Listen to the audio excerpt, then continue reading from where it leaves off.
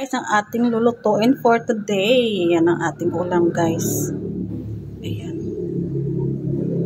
Ang ating ingredients. Ayan. Ampalaya and karning baboy. Ayan. Guys, walaan nyo kung anong luto yung gagawin ko. Bantayan nyo na lang, guys. Ayan. Mukhang masarap na naman itong maluluto pa. Ayan guys, nagkita na tayo ng sibuyas at bawang. Ayan, ang bango guys ng aroma ng ating bawang. Ayan, medyo ano lang po natin siya. I-brown. Ayan, ilalagay na po natin yung karni. Ayan guys, ilalagay na natin ang ating karni. Ikisa muna natin ito. Kunti lang po yung ano niya, yung taba niya.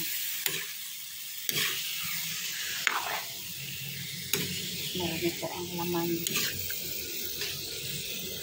Then, guys, antayin lang natin na medyo lumambot. Then, lagay natin yung ating gulay.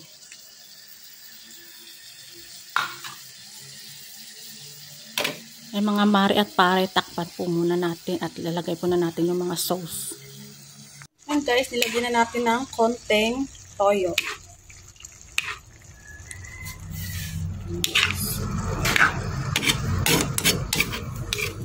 Babad muna natin yung konti sa toyo guys.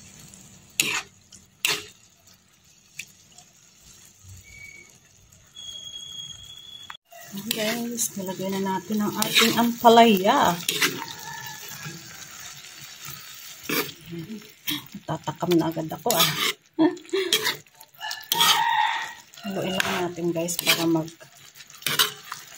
yung ano nila. Halo-halo. Then, lagyan na po natin ng pampalasa.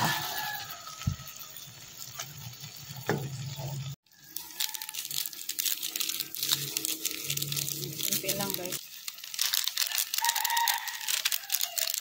para lalong sumarap ang ating niluluto.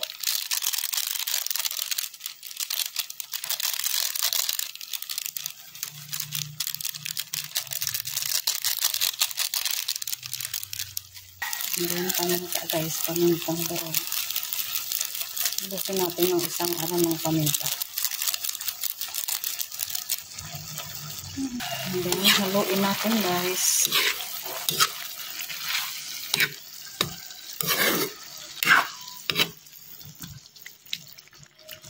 Tapos may lalagay po tayong secret ingredients para lalo po siyang sumarap. Yun na guys, malapit. Luto na to. Pwede na to guys ang ating, ay lumabo ng ating video. Wow! Ayan guys, hindi na po natin siya nilagyan ng water. Hinayaan na lang po natin na magtubig yung ating karne sa yung gulay. Ayan. Man lang po natin. Oh, wow! Ang sarap. The best ka talaga, Rhea, magluto. Char! O, diba? Tignan nyo naman guys, napakasarap niyan.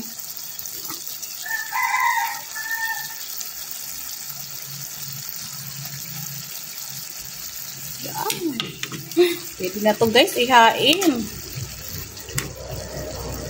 Ayan, maliliit lang po yung hiniwa ko na ampalaya yan. Hindi na po tayo bumili ng ampalaya. Dito lang po sa bakod natin kinuha yung ating ampalaya. Diba? Kesa naman bibili pa tayo sa palengke. Meron naman tayong dito sa bakura natin. Ayan guys, pwede na to. Medyo patuyuin lang natin ng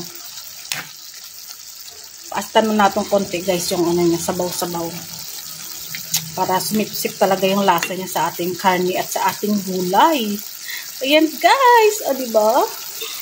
May ulam na tayo. Ayan na guys, ang ating ulam for today. And kayo na po pang balak kung ano po ang tatawag nito sa ating luto.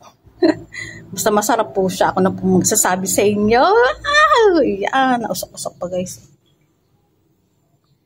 Wow, ang sarap niya. Naghahalo po yung alat niya, yung pait. Pait ng pagmamahal. Wow, pait ng pagmamahal. Charot lang po. Kasi lagyan po natin yan ng konting asukal. Ayan.